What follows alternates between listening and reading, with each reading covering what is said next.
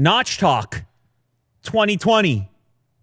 Still 19. 2020 when you're watching this. Yes. Notch Talk 2020. The notch has been about the Face ID. The good old-fashioned Face ID. That's what the notch has been about. Mm-hmm. Dot projection. All those sensors. Just mapping your face. Yeah. Well. And so it's like, okay, here's this patent emerges. A patent emerges. And guess who found the patent? Let's go digital.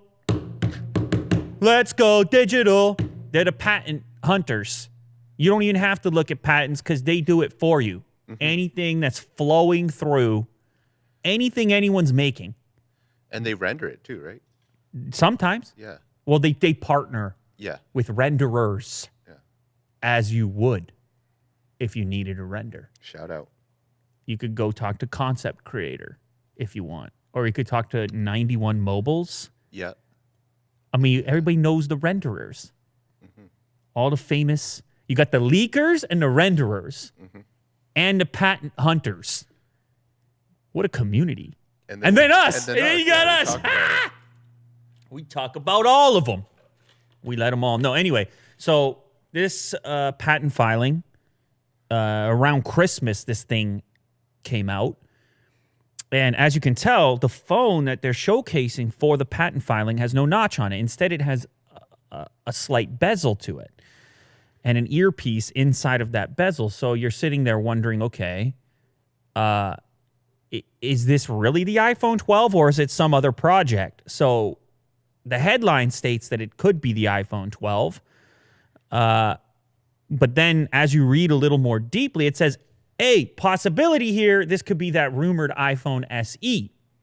Because another thing you'll notice here is being all screen, you could potentially find a spot to hide an in-display fingerprint scanner, which is what a lot of people have been talking about, rumoring the reemergence of Touch ID in the absence, potentially, of Face ID.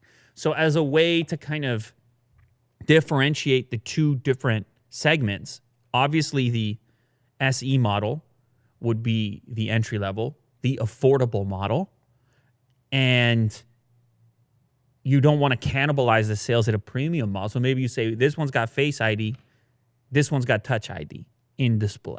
Mm-hmm. And you have those two variants. And so then therefore you don't have to have the notch because there are no components for the Face ID. But that said, the way that this patent is showcased, it doesn't really tell me much either direction because that bezel looks large anyhow. Yeah, on all sides. On all sides in 2020. Yeah. Is it exaggerated for the purpose of the patent filing? Is the patent filing about something else altogether? Like why, for example, is everything there in reference to FaceTime? So the patent was published on the 23rd of December. How about that? How about Apple just working? Mm-hmm. Just throw a patent out, December 23rd. Holidays coming up, throw a patent out. Yeah. Just file it. In Japan, I believe, it was in the Japanese patent office. Oh. Nonetheless. What were you eating for lunch? Remind me? Onigiris. Yeah, stop bragging about it, all right? I ate nothing. I ate this coffee. And meanwhile, you got the Japanese rice ball with the filling inside. You can put whatever you want in there. Yep. It looks like they got a little bit of everything. Mm-hmm. What was inside of yours? It was spicy salmon. Hey, man. And another salmon teriyaki. Rude, man. It was great. I'm starving. Yeah. Yeah, you just popped that out of nowhere. Just like, give me 2 minutes. And all of a sudden, Will's got the, what is it called? Onigiri? Onigiris, yeah.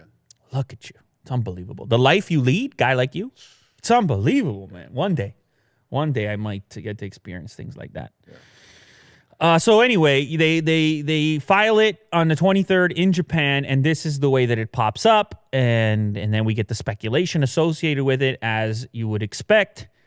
I don't think we're going to see a notchless iPhone 12, even though the headline here says that we're going to see a notchless iPhone 12, or we could see a notchless iPhone 12. I think instead if anything, it's more likely that this is an indication of the movement towards Touch ID for certain models. Will Apple do the combination? That's the other discussion topic to consider. Will they have the combo effect of face or fingerprint?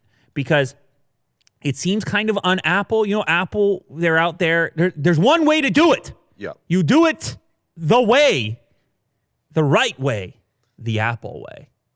And so if they put the versatility in there, is it the fingerprint? Is it the face? I mean, they talk so much about how secure their Face ID is. Mm-hmm. And then what? You have a typical optical fingerprint under the display. Ultrasonic, Samsung had their difficulties with that. Yeah. So Bringing is that back a technology? Yeah. Is that Apple? I don't know. Maybe it's one or the other. Maybe it's for multiple models. Time will tell. Of course, you know me.